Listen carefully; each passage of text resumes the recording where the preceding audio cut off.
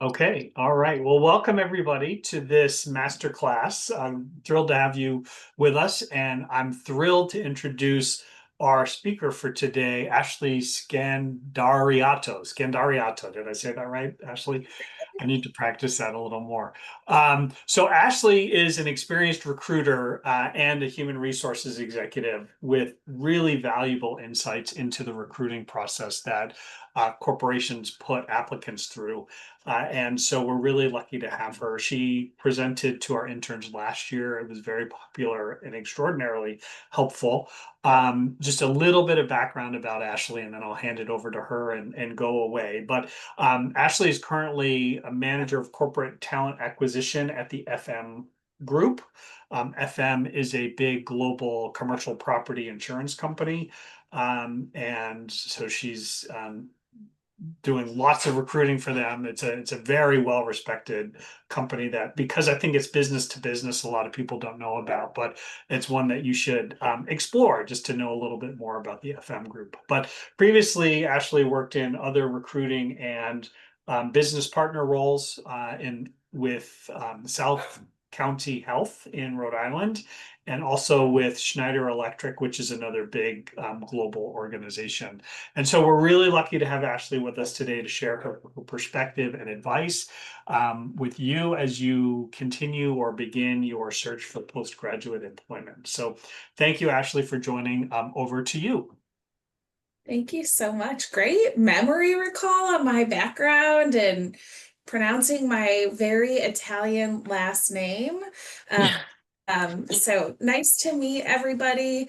I do have some slides prepared, but if you're comfortable, feel free to raise your hand or come off of mute, ask questions. I'm happy to pause and pivot wherever possible.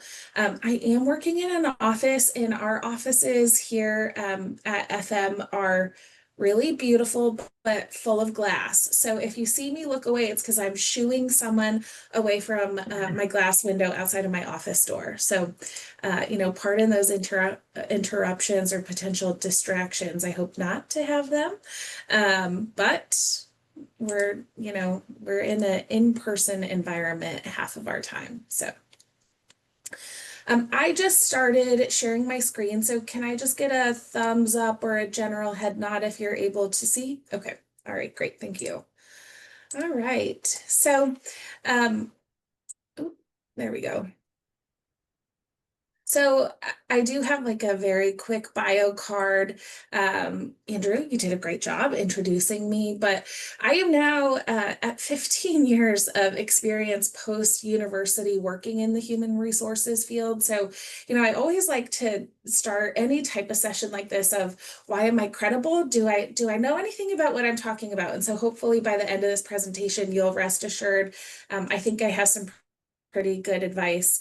I ran some quick calculations through AI in advance of today, and believe it's probably pretty accurate. I've probably looked at a little more than 10 million resumes over the course of the past 15 years. So I do think I have some good knowledge base to share with you. I hope that I bring an interesting historical perspective of where we've been in the past 10 years and how fast things are changing moving forward. So again, feel free to interrupt me if and as you have questions. Additionally, I've sat in a number of different HR roles as Andrew shared. So, I've experienced not only the really fun part of recruitment, so conducting those interviews and potentially changing lives by extending job offers and these great career opportunities, moving people around the globe. But I've also really spent a lot of time in employee relations, strategic workforce planning, talent management, benefits, pensions, all sorts of things. So happy to try to answer anything that may be of help. So just a little bit further about me. I've lived all over the country. Right now I'm residing in Rhode Island. I love it. I moved here straight out of college, but did end up moving other places. But Rhode Island, if you have never heard this, we're the smallest state. It brings people back. And I didn't start in HR. Sometimes human resources as a function is hard to get into. So I started actually selling data centers 15 years ago, which is, full circle with the data center explosion now post AI, chat GPT. I think they're saying ground is breaking on a data center every minute now across the globe. So that is a really crazy concept if you think about how many minutes are in a day and those impacts and why we might need that much. And on a day-to-day basis, I really focus on trying to be a strategic partner, both for our business leaders here at FM, but also for people, universities, colleges, career services, so that we're all kind of swimming in the same direction and doing the right things, defining strategy, and of course, achieving results. I think that's what everybody's hoping to do. And then the bottom left hand, you can see my kind of reason why I work so hard. I have two tiny humans that I take care of in my other part of my life, and a husband who has an IT career. So I've had a lot of IT experience both in work, but at dinner chats as well. So let's get into it. So I'm focusing today, hopefully, on some tips and tricks on how to prepare yourselves for finding employment and getting through the interview process. I think preparation sometimes is the hardest part. And if you're a little bit like me, sometimes we spin our wheels thinking about how many things we have to do to be really prepared to create a resume, land an interview, ace the interview, start employment, right? But if we break them down into smaller chunks, I think it becomes a little bit simpler. So I have this colorful little map of what the typical application to interview process looks like. And we'll go over this in more detail, but I think it's helpful to really understand that not all employers are going to do this the same way. But generally speaking, you're going to have 1, 2, maybe 4 interviews, just depending on your organization. And skills assessments have continued to be very important in the assessment phase of the interview process. If you guys can just throw up a hand really quickly if you've had to complete digital assessments as part of a process in the past. Not seeing any. Interesting. No one? Okay, we have one. All right. We'll talk a little bit about how to prepare for those, and potentially Ashley's conjecture here on why I think those might be moving away in the future, but we'll see. So I want to talk to you about what I call the 4 W's. I have used this trick in my life for at least a decade now. So the 4 W's, I try to make it really easy for me to remember. You should be able to remember this pretty quickly, but it is: what do you want? Where do you want to do it? Why? And what's your cost? And so this applies not just for an internship or co-op or a full-time role, but it can really apply to most areas of your life. So knowing very clearly and having a definition in your mind of what it is that you want to do is going to really help you stay true to yourself and clarify what you're searching for, what you're aiming to do, which will lead you into the following questions. So where do you want to do whatever it is you want to do? So is it a physical location that's going to drive those searches? Is it a specific company? Is it a company that has a specific mission? Is, global warming really something that you're passionate about, and therefore you're going to look for a very green organization or function or type of work? So defining that, and why are you excited? So this can be the most fun part. And if you really spend some time on defining why you're excited and motivated, the want and the where may change over time. So don't feel like these W's need to stay static. They absolutely do not. And I think it would be really interesting for you as you go through the next several years of life to kind of have these documents documented, maybe in a OneNote or in your app on your phone and a notes app, just to see how these things might change. Because that why portion is going to drive some of your behaviors. And then what is your cost, right? And so not just specific to roles and industries, that could be if I'm willing to change my where and move away from my family, that cost might change, right? So thinking through not just dollars and cents, but other things intrinsically that may be motivators for you. So I think it's important for everybody to kind of take a little bit of time, try to define these 4 W's for yourself. And that's going to drive the resume writing or the resume reconstruction. I have a working assumption. Let's test this if you're willing to raise a hand on the Zoom app. Who has a resume crafted, drafted, PDF, like you could send it out in the world today without limited need to think or review?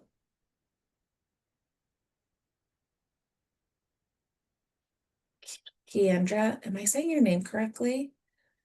Yes. Okay. Okay. Generally, how long did it take you to write your resume? Anybody have like a guess on average what the writing time is? It's not minutes. It's definitely not minutes. On average, people are spending about 10 hours to create a resume. That seems like a lot of time, right? Like that's a whole night's sleep plus. And I think there's some opportunity with AI to make that go a little bit faster for you today. Mhm. However, that resume is something that you might draft and you look at it for so long that you need to come back to it at a different time to re-review it. So let me ask you here, what do you think a resume is? Can anybody like drop in the chat? I have the chat open over here on the side of my screen. What's a resume to you? How would you define it?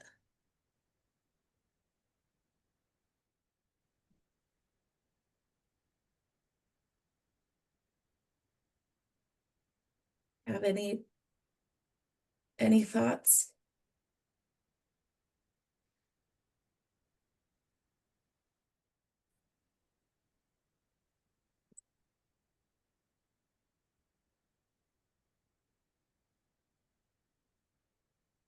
Something to list your skill set, a rundown of your career where you highlight key events. Yep. Showcasing achievements. Yes.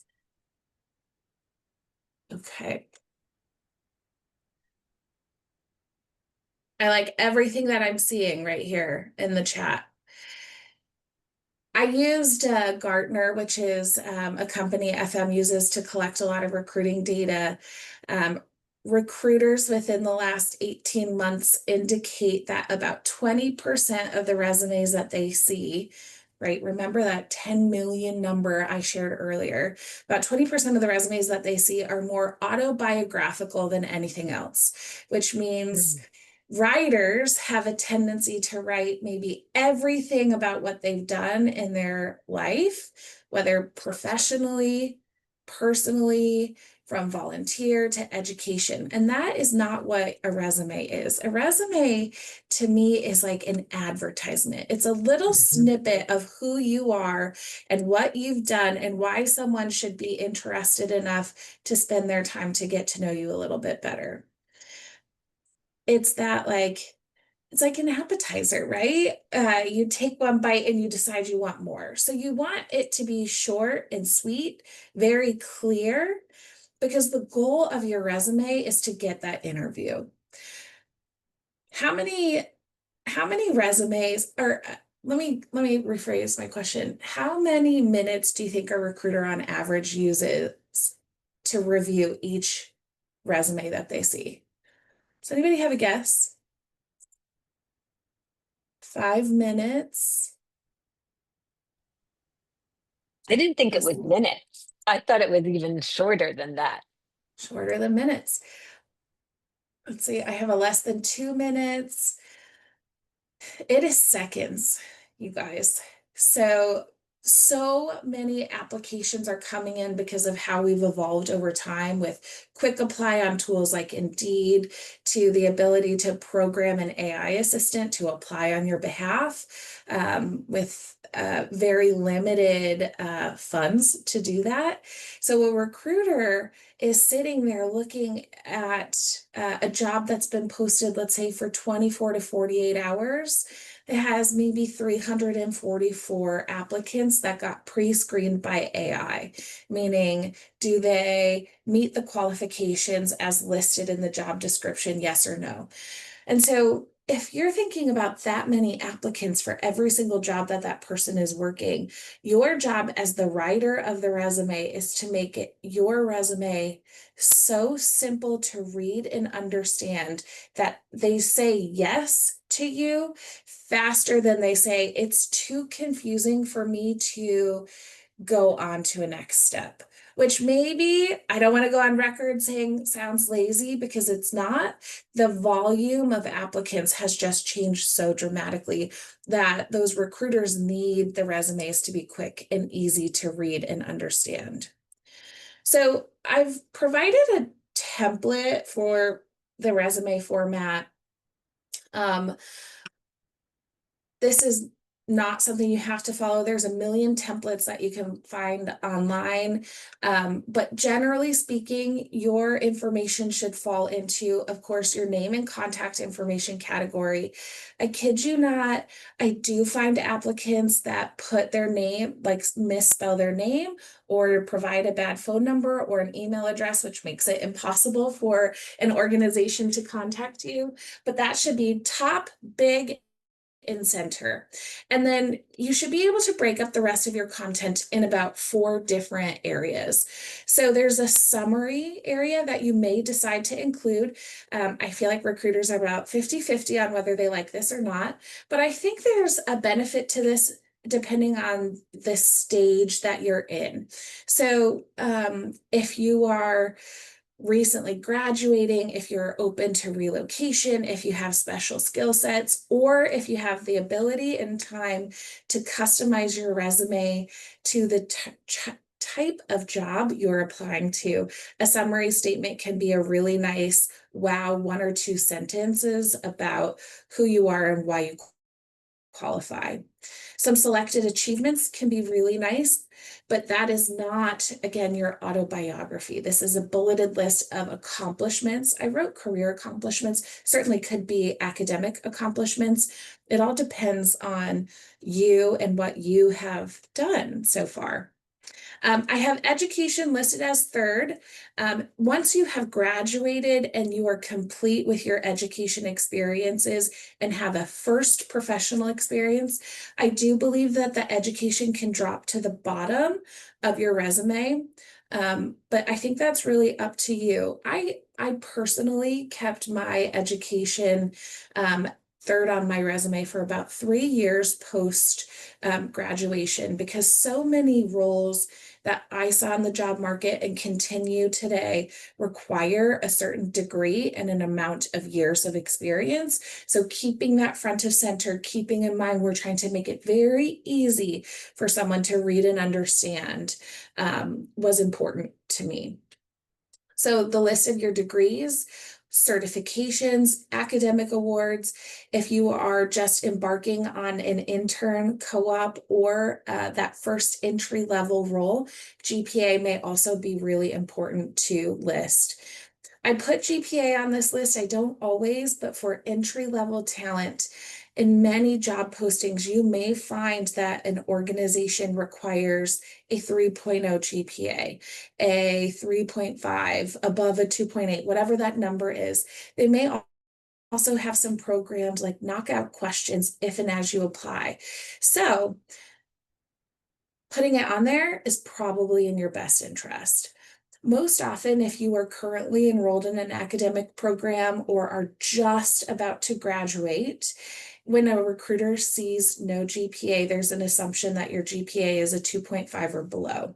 So if you have a higher GPA, you should put it on there so that you do not allow that doubt or that conjecture to enter the recruiter's mind and make them pass you up for that next resume that they're going to look at.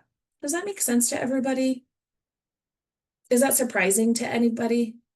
Are you seeing anything different as you're looking and socializing with your peers? Okay. And then I also put special skills and computer skills. Now, I do mean special, right? This day and age, I am not interested, and you should not be interested in taking a page of your precious space on your resume to say you're comfortable with the Microsoft suite. That is a baseline expectation that everybody has.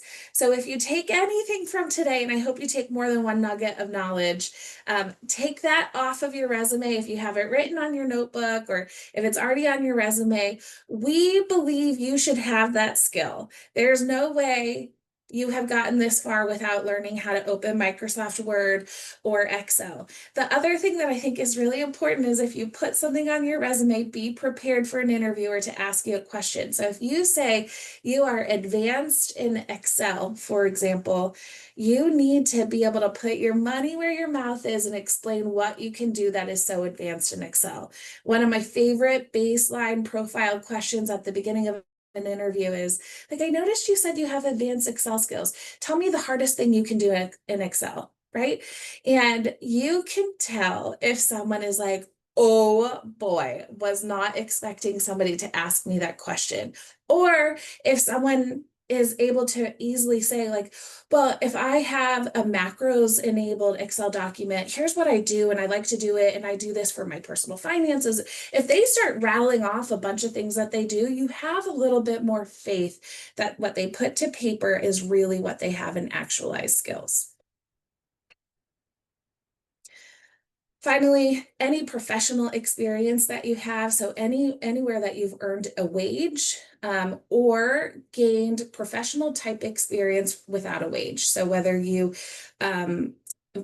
used your time for college credit, so like a cooperative, an unpaid internship, or even a volunteer experience where you had a key role. So not just I showed up to the food pantry and did X, but I had a position that was the food pantry counted on me to do X, Y, and Z things every single week or every single month. And I had a set of skills that I gave them my time in return for these experiences that I garnered and, bettered my community, those types of things.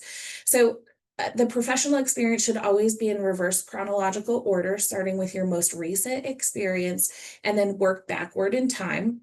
Generally, 15 years is about all we see on average on resumes. I don't believe we have a bunch of 15 years of professional experience on the call, though I could be wrong, right? But anything further than that, you're probably the resume is going to get way too long and someone's going to lose interest. Plus, anything 15 or more years ago probably isn't as relative to the related or relevant to the roles that you're looking for today. And if so, that's what you're going to use your summary statement for at the top, right? So you have that opportunity to explain maybe why you're providing so much work history because you're coming back to the workforce, or you are, re-entering your sales career that you left. A number of different things. And then down at the bottom, personal information, I left a bunch of question marks after that. I see it about 50% of the time. I see personal interests and hobbies, and half the time I don't see those. I think that's really open to you and how you want to present yourself. I've seen interviews that take a really kind of fun spin when someone has a very unique hobby. Maybe they collect Formula One cards and they have a YouTube channel where they break cards and they have this side business and hustle. That could be an interesting thing to put on there. Somebody may ask you a question. You might have an interviewer that has a related interest. So, as you're waiting for an interview to really start, you might have a nice little conversation to create some common ground. Other organizations have very serious thoughts on personal information shouldn't be on your resume. So that might be government type jobs, anything in the in the like banking sector potentially, right? So I would just ask you to think about where you're applying your 4 Ws, right? And determine if that's the right information for you to be putting out there on your resume. Any questions, comments? I do want to point out right at the very top, I say you should put your name and your contact information. If you have a preferred name that is not your legal name, my brother is a person that has a double name that's hyphenated as his first name. It creates confusion, and he goes by initials. And so, I think it's a best practice if you do have a preferred name, you should put it on there as well as your legal name. So whether you use a parentheses or like an apostrophe to call that out. You want people to call you by a name that you're comfortable with.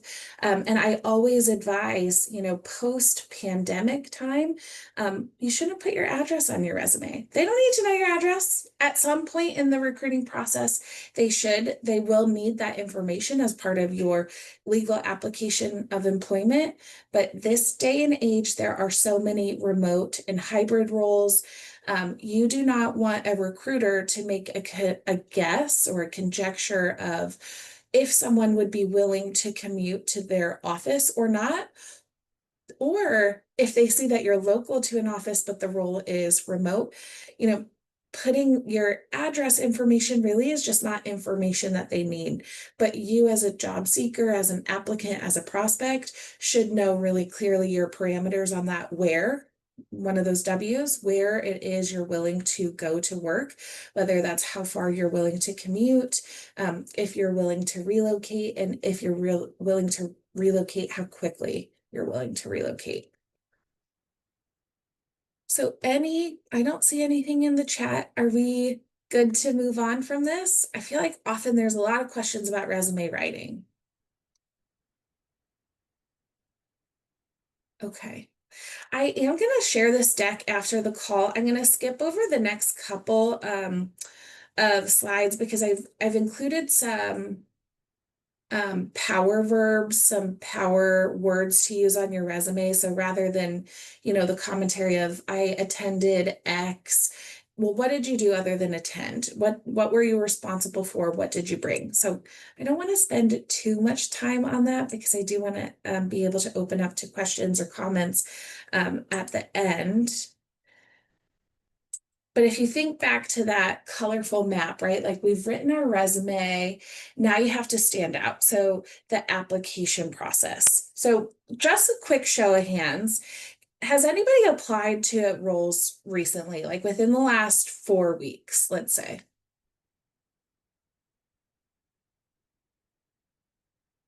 Four months? Anybody?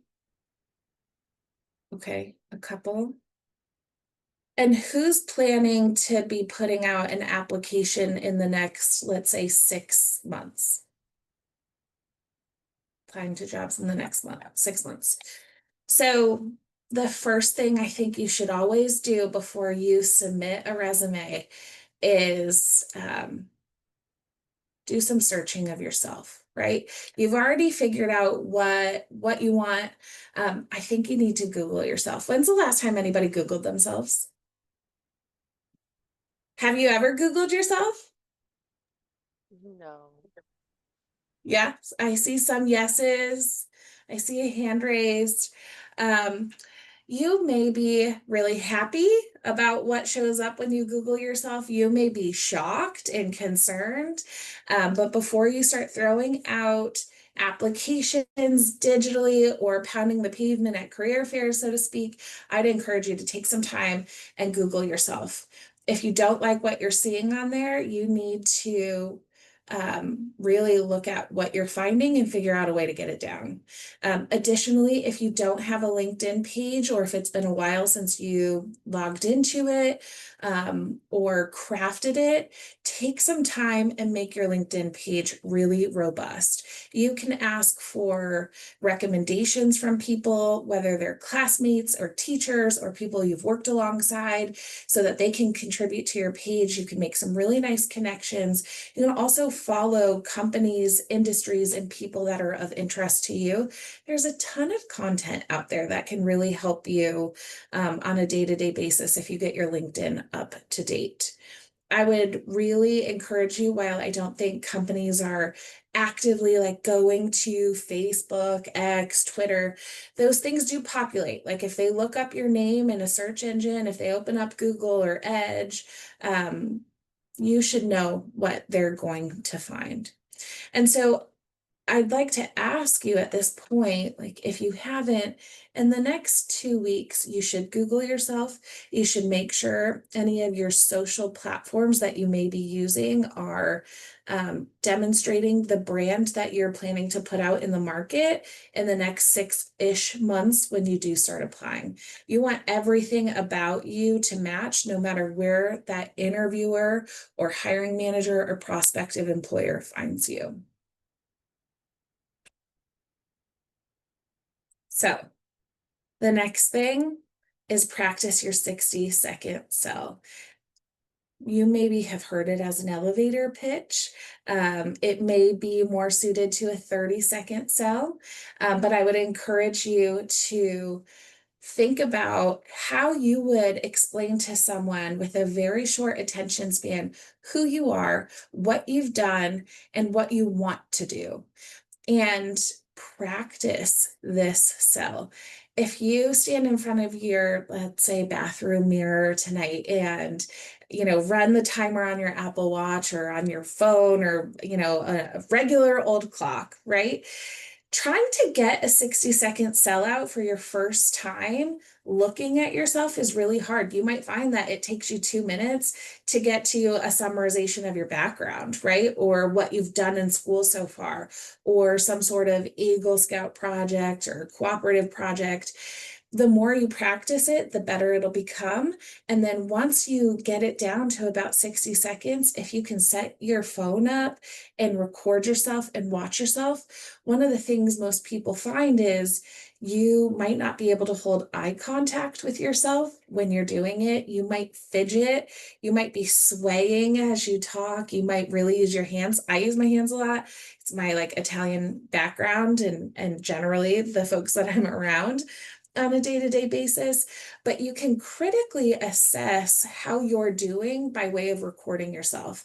And my goodness, back in the day when I was a young person, we did not have access to recording devices like we have today. And so you'd be remiss not to take advantage of how many devices you have at the ready to really help you and learn how to do this sell. What I would encourage you to do after you've recorded yourself is then to get your best friend, your aunt, your uncle, random person on the street, whatever strikes your fancy, try to do your 60-second sell with them. Maybe you're at a coffee shop and there's a fun group of people there and somehow you get involved in conversation with them. That's a great time to practice your 60-second sell. It may not be to find your, dream job, but it's a good opportunity to have to get that practice in a live environment with people that you don't know and are unfamiliar with. Has anybody ever done a 60-second sell? Prepared one for school? You have? Okay. How'd it go? Was it easy? Yeah, it was easy. He wanted us to record ourselves and then send it to him. But did you watch yourself? No. No.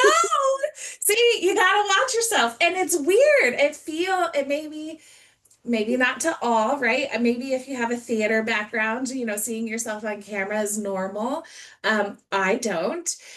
So watching yourself maybe is the hardest part. It's not getting all of the content down, but watching yourself really opens your eyes to how am I presenting myself to the world, right? Because so much of what we learn, well, for many of us who have the, blessing of eyesight, so much of what we receive and understand is not just the auditory message that you're sending, but everything that you're doing with your face, with your hands, with your shoulders, how you're sitting, how you're standing. You want to portray that confidence, right? Because you're the expert of you, nobody else, right? So maybe you go fish out that video from your email box and watch yourself tonight.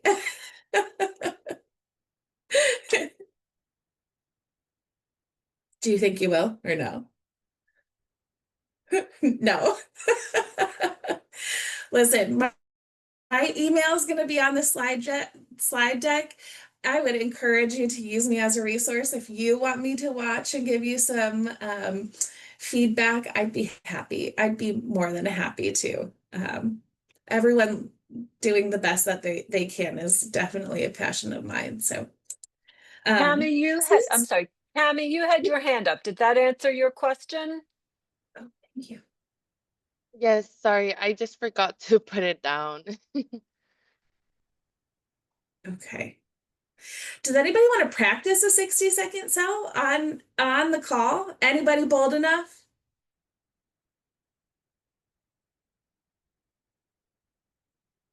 Long pause.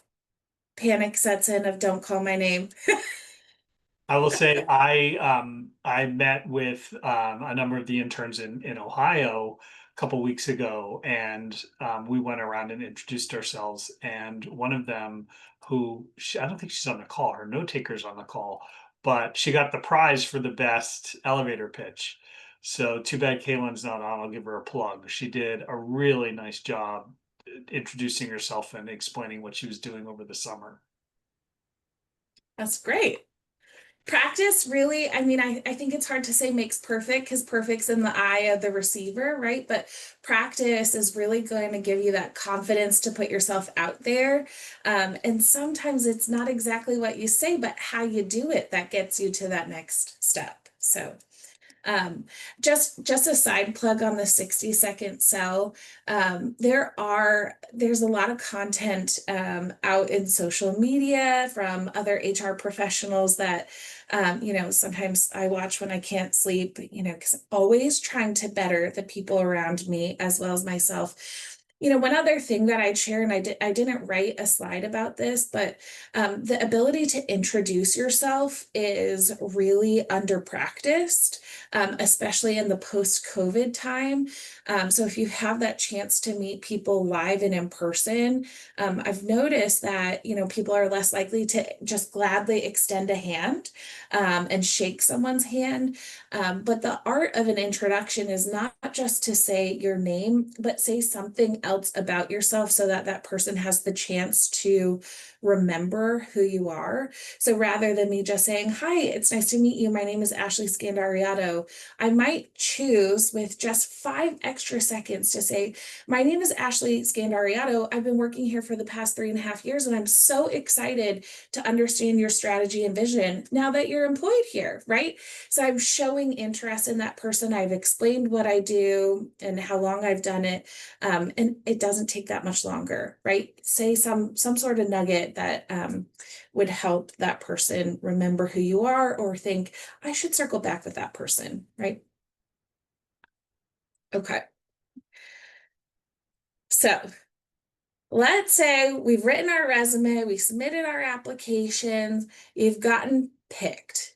You're selected to interview, and the exciting, maybe somewhat dreaded interview comes. What do you do? How do you prepare? Anybody drop something in the chat? I know you've all interviewed before at some point. What have you done to prepare yourself for that interview?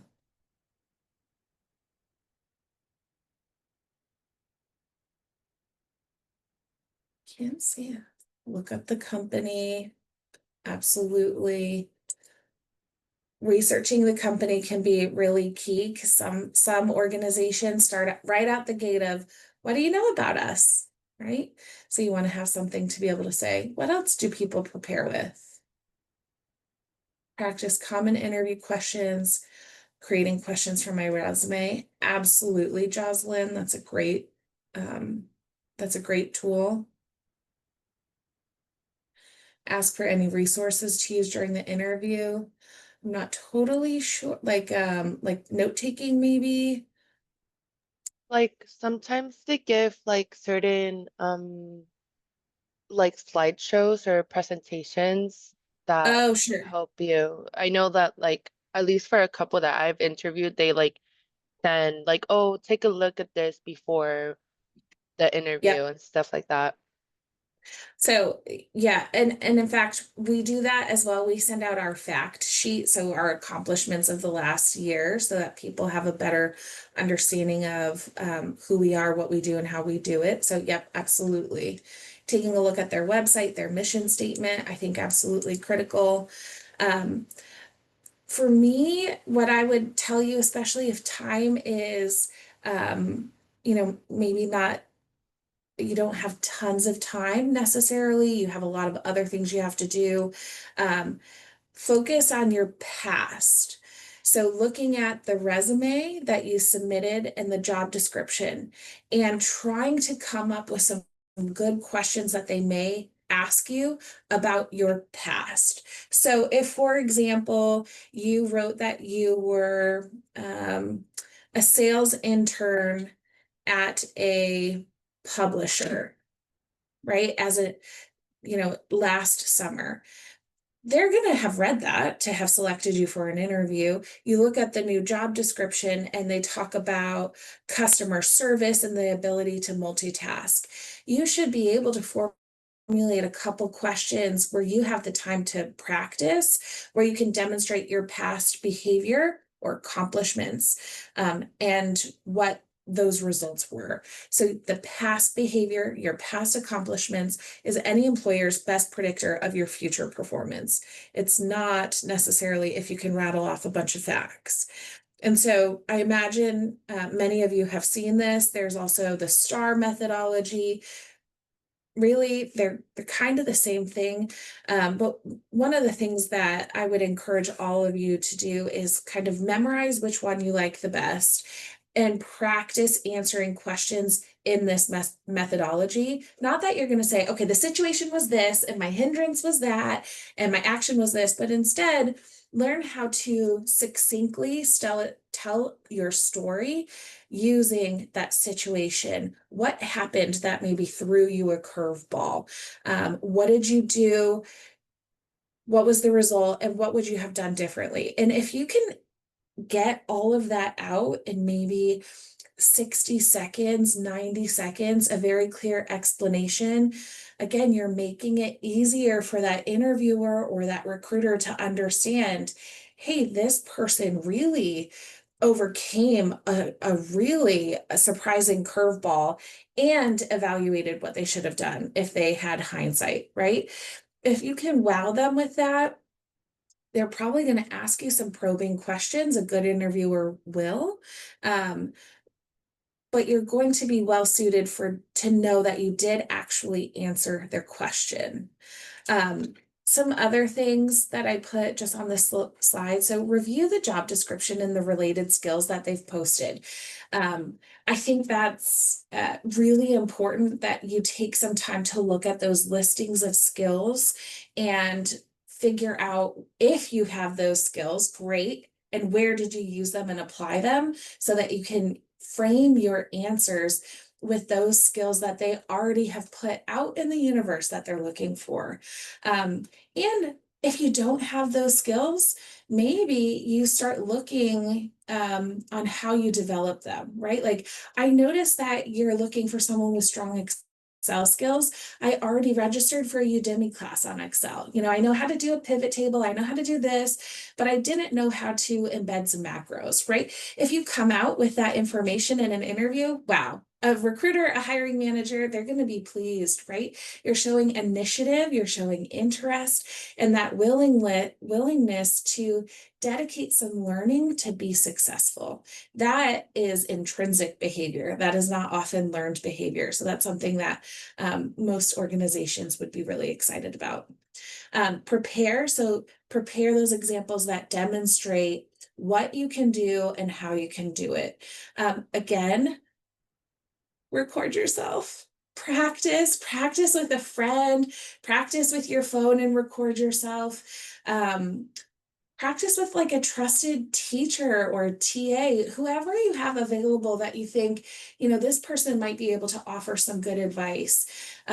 But when you do that, you have to be open to their feedback, because you have to come prepared to know that person has your best interest at heart, and that they might share you fidget a lot, or you're unable to make eye contact, or it took you so long to answer the question, an interviewer's not going to hang on there, right? One of the things that I think, again, because of where we are with technology, everybody has a smartphone or some sort of tablet that can record yourself. If you don't want to ask a roommate, a friend, whatever, record yourself and watch yourself answer. Run that timer and see how long it took you to answer, and be really critical of yourself, right? Because an interviewer or a hiring manager will be critical of your answer. That's their job. And so with practice makes a little bit more perfect, right? What could you cut out? How could you explain something more clearly so that they understand? Any questions here? Someone put in the common interview questions, and I have a working assumption many of you are using like a ChatGPT or Copilot type platform. You should take advantage of that. A lot of times recruiters use their job description and throw it into Copilot or their company's ChatGPT and say, what are some great technical questions to ask for this job, right? If you know that the recruiters are doing that, you should use it to your advantage as well, and throw the description into ChatGPT and say, what are some interview questions I should anticipate for this role? And you can practice accordingly so that you're not necessarily inventing questions. But even if you do practice questions that aren't asked of you, that practice is still going to help you explain a little bit more quickly, effectively, clearly. Just looking to see if there were any other comments in the chat. Okay, good. All right, so some other tricks during the interview. I feel like some of them, this is like, interview 101, but you would be surprised. I'll share a very quick story. Dress professionally and conservatively. I kid you not, I had someone show up for an interview for a supervisor role in cutoff jeans and flip-flops. Like, don't do that. Dress professionally, dress conservatively. It is totally okay to ask your recruiter or recruiting coordinator, if you're invited for an in-person interview or digital interview, what people dress like, or you could just err on the side of caution and be prepared with a professional conservative outfit. Of course, act in a professional and friendly manner, but don't cross the line and think you're friends, right? Your hallway chat as you walk places or while things are going in the interview, you do not want to cross the line of too friendly and share stories that maybe are not meant to be shared in a workplace or in an interview. And along this line, just know that every person you interact with is part of the interview process. So if you're short-tempered with, maybe the security guard at the front gate to get into the building, or if you are accidentally rude to a reception person, they're going to share their feedback most likely. So you want to be putting your best foot forward to every person you meet throughout the process. Seems obvious, but smile. You may be so nervous you feel like you're going to pass out, but smile. It releases endorphins. Endorphins make you happy. Sometimes it calms you down, sometimes it doesn't, but it's worth a shot. You have nothing to lose by smiling. They're free. It will maybe make you feel better, but it will certainly make your interviewer feel like you're pleased to be there, and there's nothing lost from that. Maintaining good eye contact and trying to be as confident as you can, recognizing you may have nerves. Relax, act naturally, be yourself. And then, I mean, I even myself, I have a notebook right here with me when I go to an in-person interview. I typically will share with somebody like, hey, I might jot a couple notes down here. Is that okay with you? Right? You're going to anticipate they're going to say yes, of course. But I always try to share that. And we'll talk about digital interviews too. But don't be afraid to do that. I interview people all the time. I love it when I see someone I'm interviewing jot down my question, right? And they're probably shorthanding it, they might be typing it. But behavioral based questions can often be long, and you're thinking so fast trying to get an answer out there that you might lose sight of what the question actually is. So write it down. If you're not clear, tell them, like, I'm so sorry, can you please repeat the question? Or write maybe 2 bullets of like where you're trying to take them in your answer. It is okay to do that, because when you're employed, people take notes all the time, right? This is a very common experience for those that are already working. And then, of course, do come prepared with questions. There's nothing more disappointing than having a really great interview with someone who seems very engaged, and then, do you have any questions? Nope, I'm all set. And maybe if you've interviewed 5 different rounds with the same company, you may have all of your questions answered. But having 1 or 2 questions that are thoughtfully created, crafted, written down is most likely going to wow them. But also it gives you the chance to get to know that person or the organization so that you make a good assessment on, is this really for me? Right? The do not list is a little bit shorter, but don't be late. And if you are late, call, text, however they're communicating with you, let them know. People are late. I mean, I've done so many interviews. People have popped their tires on the way to the office. I had someone who had like found a stray dog and had the dog in the car. I mean, just a number of things can happen, but generally overestimate the amount of time it's going to take you to be there. Plan to get lost on your way there. Plan to be a little bit nervous so you have some time. Be there, get checked in early, and don't have to worry about that. Don't show a lack of interest or allow distractions. This day and age, I know distractions are everywhere.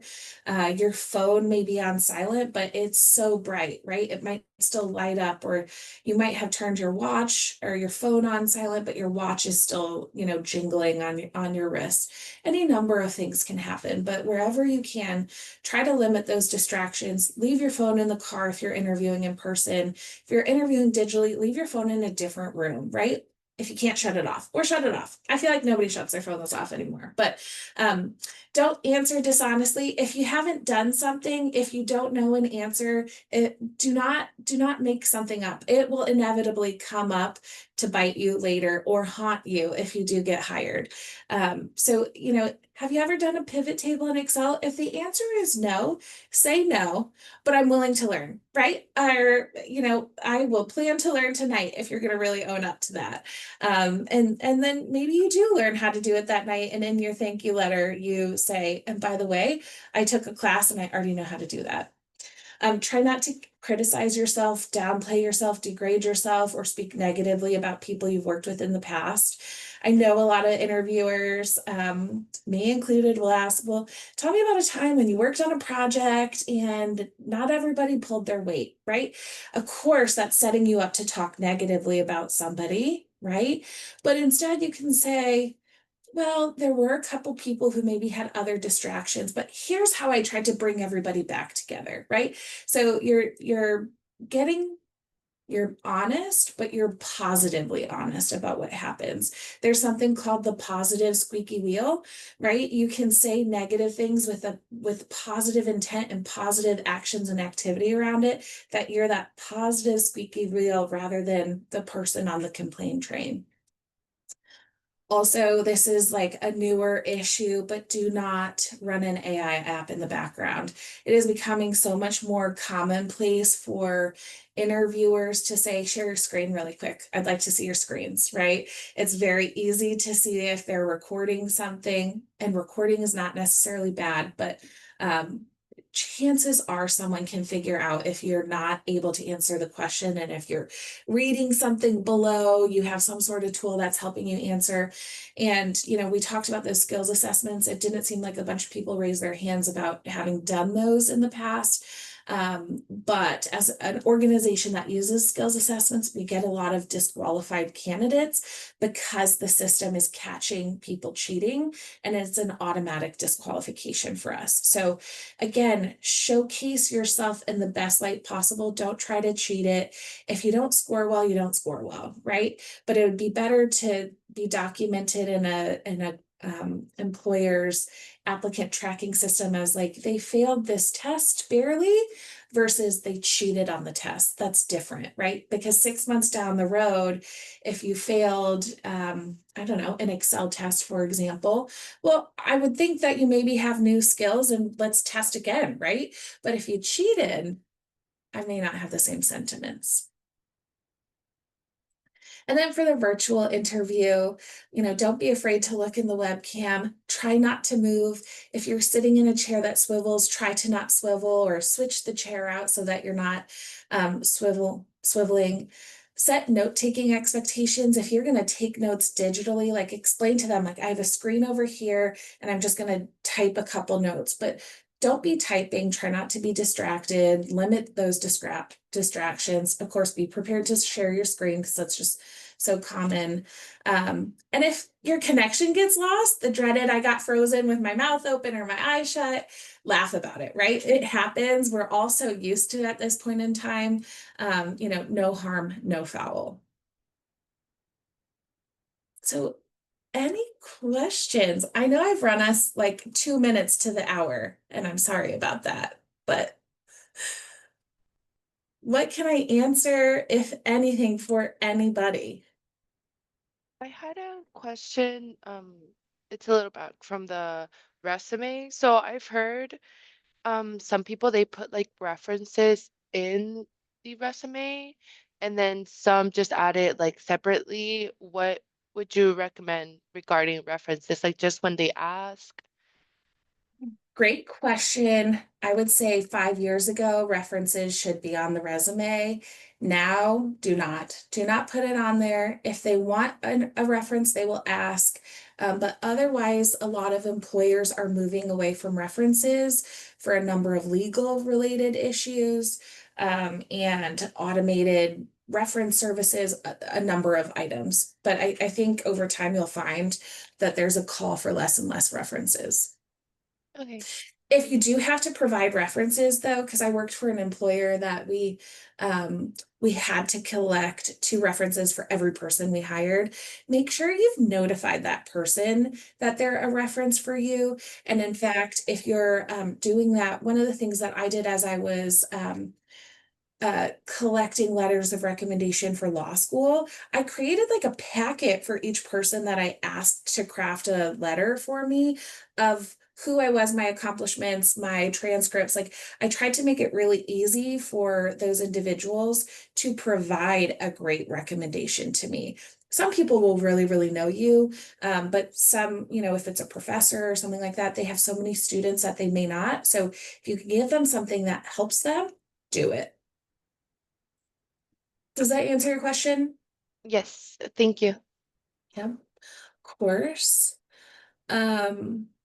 I saw, what's the best practice for following up after an interview? Great question, Andrew. I maybe am a little old school, but I love a thank you email. Don't write a letter, don't snail mail something, but a thank you email to either the interviewer, hiring manager, or your recruiting point of contact often goes a long way.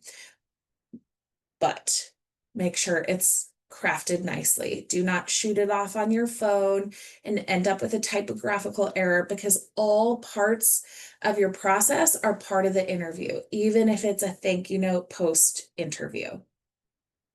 But I think it's a nice and easy way to give appreciation for people's time. And then I saw something else. If someone doesn't get a job after going through the process, should they request feedback? So you can certainly, you may not be successful in receiving that feedback, but you may. So I feel like there's no harm in asking for that. If you interviewed several times with a number of different people, I think you're more likely to get some critical feedback verbally, not in writing. Most employers will not put anything in writing that may be construed negatively about an applicant. But if you're willing to have a phone conversation to hear, I think offering that up to the recruiter is probably your best bet for someone to pick up the phone and give you some feedback. However, many employers, they're not willing or have policies governing what they're able to share post interview process and why someone's not selected. So don't feel bad if you don't get very specific feedback. They may not be able to give it to you just based on their organizational policies. For one, I like to call my finalist candidates and explain to them maybe why they didn't get selected. Sometimes it's hard to gauge too as a candidate, like, was I one of 10 people they were considering, or was it down to the final two and I was that silver medalist? I would say anytime you get like a personal reach out from a recruiter or a hiring manager, likely would indicate to you that you were just there. You were so close to being the one they selected, which may be frustrating or a little disheartening, but hopefully over time that becomes a really positive feather in your cap, so to speak, of I was really close, that they cared enough to give me that verbal feedback. And usually when I do that, it's because I have someone on a short list of the next time I have a position like this open, I'm calling them to see if they're still in the market, right? If they might be interested in entertaining a conversation with us again.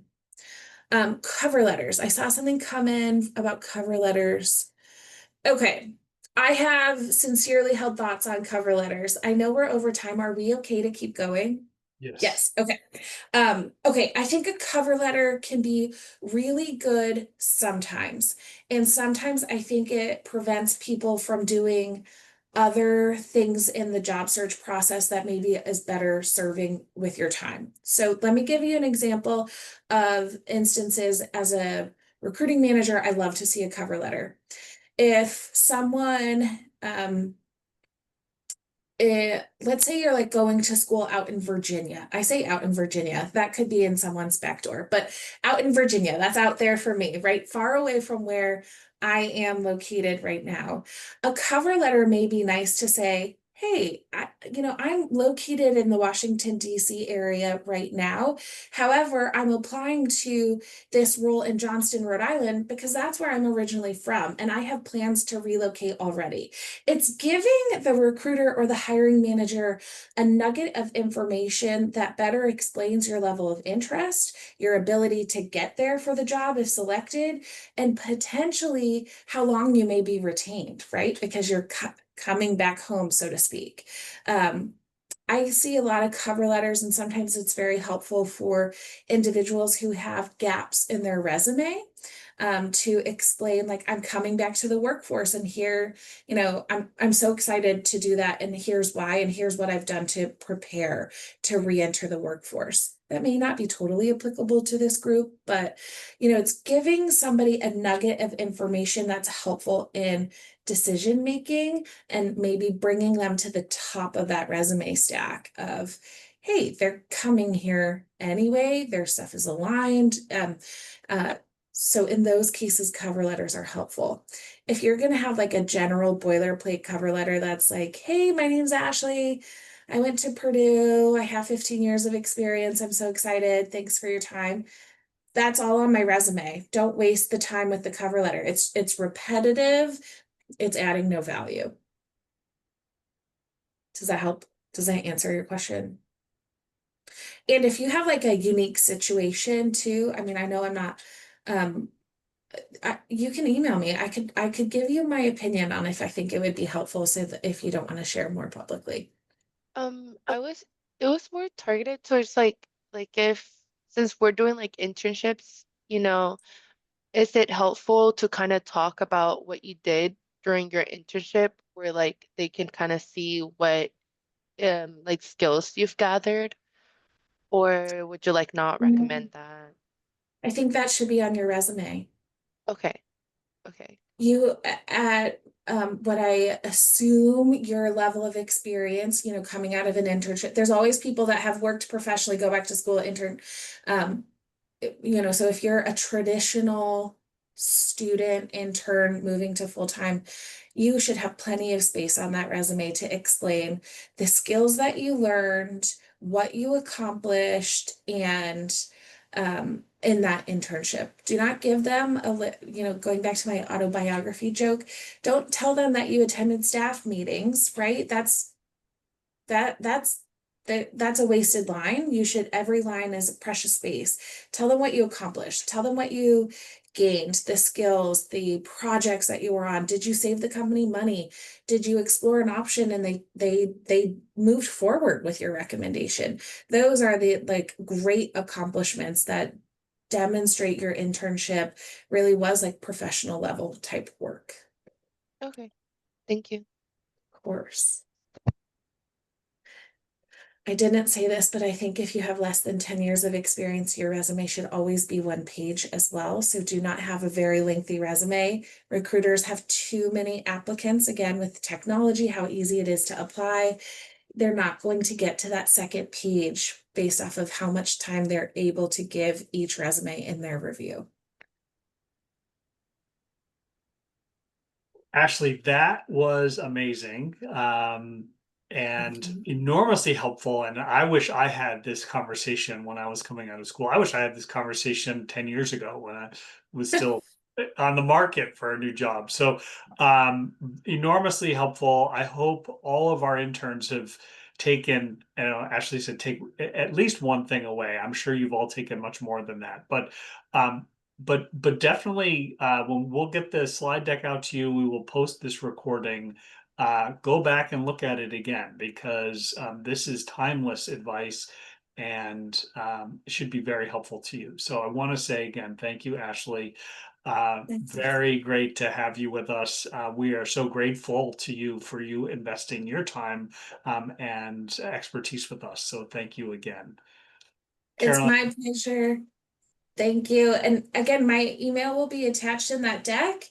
I'm happy to, help if I can, because I think sometimes getting that first foot in the door is so challenging, but someone did it for me and we should all, send the elevator back down for everybody else, so to speak. So if I can help you, it would be an absolute delight. Thank you for that.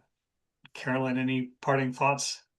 No, we'll be reinforcing some of this in our session next week. So if you haven't RSVP'd for what's next, which is happening next week, thank you, Ashley. You've given us a nice segue to remind students about the importance of selling, not just talking about the skills, but showing evidence of how they use those skills in the situation with the results. So we'll be calling out the star throughout that presentation as well. So thank you. Great advice. And I'm looking forward to sharing it with everyone. Thank you again for your time.